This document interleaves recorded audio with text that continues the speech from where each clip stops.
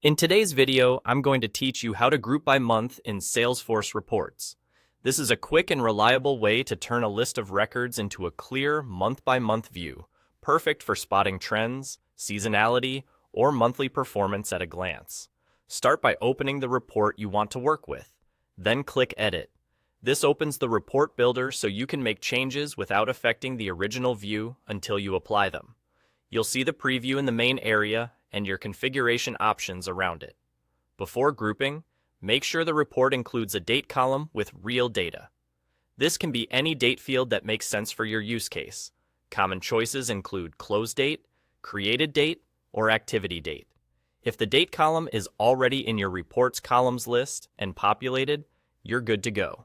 If you're not seeing results in the preview, it usually means the filter range excludes records or the chosen date field doesn't have values on your records. So verify that the field you plan to group by is present and contains data. Next, look to the panel where your fields and columns are listed.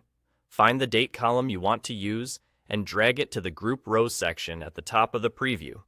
This creates a grouping level for your report based on that date. After you drop it there, click Refresh so the preview updates and you can see the grouped structure take effect. Once the grouping is in place, move your cursor to the grouped date header in the preview. Click the small caret icon on that header to open the grouping options. Choose Group Date By and then select Calendar Month. This tells Salesforce to roll up all the dates into month buckets like January, February, and so on, based on the calendar month of each record's date. You should now see the report reorganized with each month as its own group, making totals and trends much easier to read. This doesn't change your underlying data.